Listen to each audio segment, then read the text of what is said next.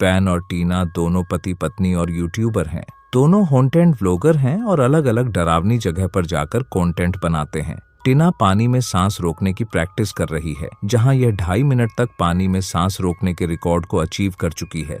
दोनों ने किसी से सुना था कि थोड़ी ही दूरी पर समुद्र में एक ऐसा डरावना घर है जिस पर आज तक किसी ने भी वीडियो नहीं बनाया है।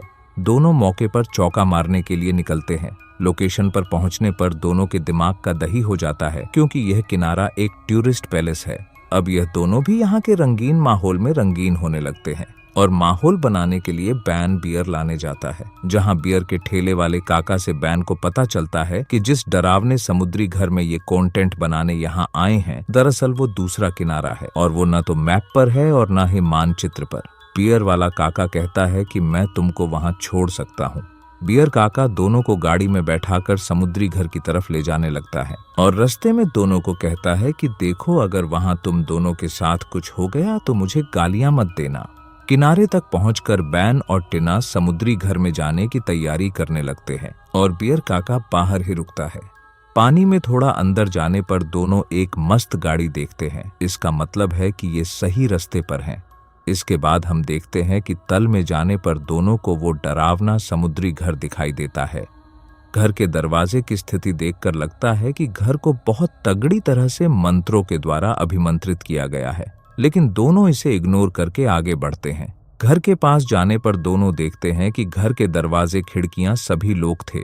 इनको कहीं पर भी घर में प्रवेश करने का रास्ता दिखाई नहीं दे रहा था, पर दोनों को घर की छत पर लताओं से घिरी एक छोटी खिड़की दिखाई देती है जो खुली हुई थी। खिड़की को खोलने पर उसमें से एक मछली बाहर आती है। अब ये दोनों घर का मुआयना करने के लिए उसमें ड्रोन भेजते हैं, जिससे पता चलता है कि अंदर सब कुछ सुरक्षित है। इसलिए फाइनली दोनों घर में प्रवेश करते हैं। घर की कंडीशन देखने पर पता चलता है कि यह घर पुराने जमाने का है। अब बैन और टीना जैसे जैसे घर के अंदर जा रहे थे, वैसे वैसे टीना को पैरानॉर्मल एक्टिविटीज का आभास हो रहा था। टीना को लग रहा था कि इसके आसपास कोई तो है जो लगातार इनको देख रहा है। तभी दोनों एक ऐसे कमरे में प्रवेश करते हैं जिसमें बहुत सारी भयानक और डरावनी डॉल रखी हुई थी। कमरे को देखने पर लग रहा था कि इस कमरे में बहुत बुरी तरह से ब्लैक मैजिक किया गया है। तभी अचानक बैन को पर्दे के पीछे एक बच्चे की परछाई दिखाई देती है, जिसे देखकर अब बैन की भी फटने लगी थी।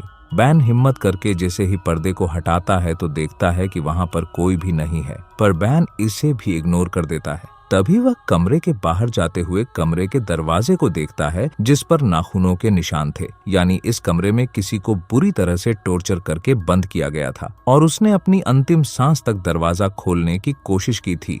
अब बैन और टीना दोनों घर के ग्राउंड फ्लोर पर जाते हैं, जहां इनका ड्रोन कैमरा बंद हो जाता है। टीना बार बार बैन को समझा रही थी कि हमको यहाँ से चलना चाहिए, पर वह यूट्यूब के कंटेंट के पीछे पागल था। तभी अचानक इनको बहुत ही जोर से पियानो बजाने की आवाज आती है। दोनों आवाज की दिशा को फॉलो करते हुए पियानो तक पहुंचते हैं। पियानो तो खराब था, फिर भी पियानो की आवाज कहां से आ रही थी?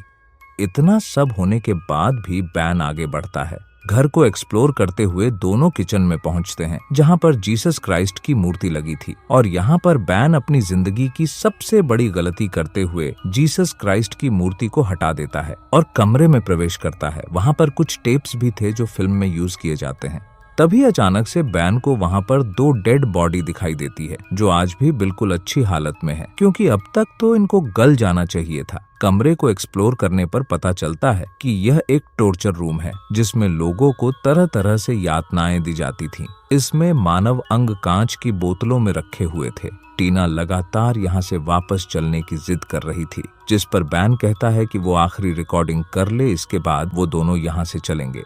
इसके बाद बैन और टीना वापस जाने के लिए उसी खिड़की की तरफ जाते हैं जिसमें से होकर ये अंदर आए थे। पर अब आता है कहानी का बहुत ही बड़ा ट्विस्ट। दरअसल उस खिड़की को पानी के अंदर किसी ने सीमेंट ईंटों से बंद कर दिया था।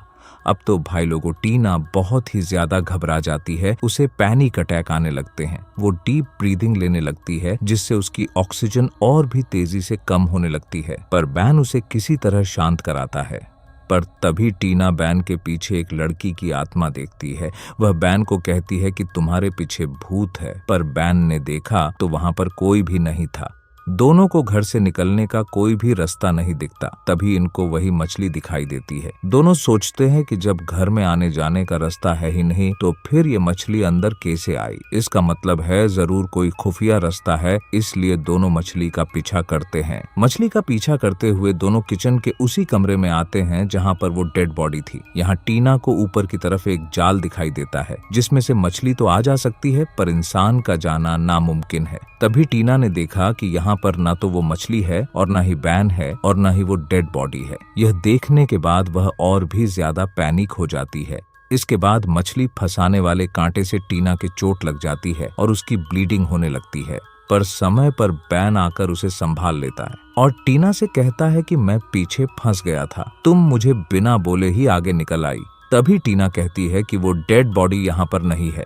तभी बैन टीना को वो डेड बॉडी दिखाते हुए कहता है कि देखो वो तो यहीं पर है, वो कहाँ जाएंगी, वो तो मर चुकी है। पर टीना जिद करने लगती है कि उसने जो कुछ भी देखा था वह सब सच था। इसलिए बैन टीना को शांत करवाने के लिए उन डेड बॉडी का मास्क हटा देता है, पर भाई लोगों मास्क हटाते ही वो दोनों डेड बॉडी जिंदा हो जाती है और बैन और टीना पर टूट पड़ती है। दोनों भागने लगते हैं। दोनों को किचन की छत पर चिमनी दिखाई देती है। बैन तुरंत खुद को टीना से बांध देता है ताकि अगर कोई पीछे छूटे तो दूसरा उसे खींच कर बाहर निकाल ले।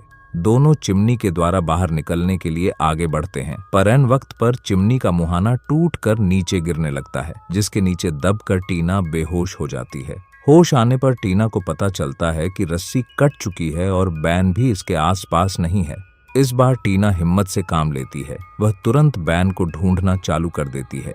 दूसरी तरफ बैन को होश आने पर वह घर के ऑनर की बेटी के कमरे में आ जाता है। ऑनर की बेटी का नाम सायरा था।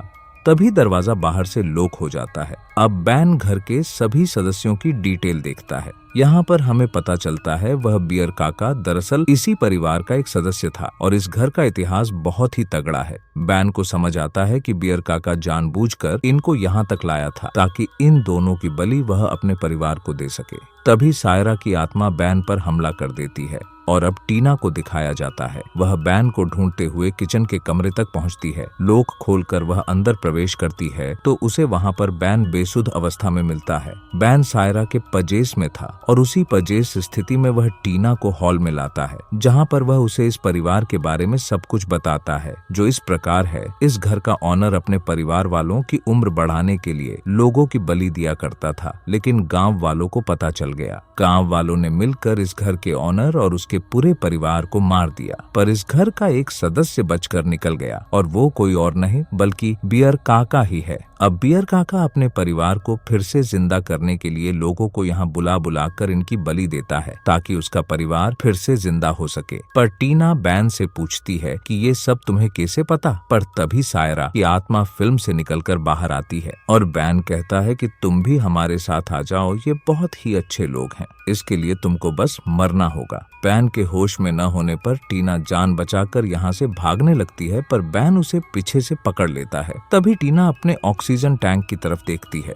उसका ऑक्सीजन लेवल सिर्फ 2% ही बचा था, इसलिए टीना अब अपनी जान बचाने के लिए बैन पर चाकू से वार कर देती है, जिससे बैन भी होश में आ जाता है। पर जैसे ही बैन होश में आता है, सायरा की आत्मा पीछे से आकर बैन को मार देती है। अब टीना के पास बिल्कुल भी समय नहीं था। वह तुरंत सतह की तरफ तैरने लगती है, पर इस घर के लोग उसके पैर पकड़कर उसको नीचे खींचने लगते हैं। तभी ऑक्सीजन पूरी तरह खत्म हो जाता है, इसलिए टीना ऑक्सीजन सिलेंडर को उतार फेंकती है। अब यहाँ पर उसकी 2.5 मिनट तक पानी में सांस रोकने वाली प्रैक्टिस काम आएगी। तभी उसको छोटा सा गेट दिखाई दिया। वह बड़ी मशक्कत के बाद उस गेट को खोलकर सतह की तरफ तैरने लगती है, पर सतह के करीब पहुंचने से पहले ही उसकी सांस फूलने लगती है और वह बेहोश हो जाती है। और इस तरह बैन और टीना दोनों यूट्यूबरों की मृत्यु हो जाती है तथा इसी के साथ हमारी कहानी समाप्त हो जाती है।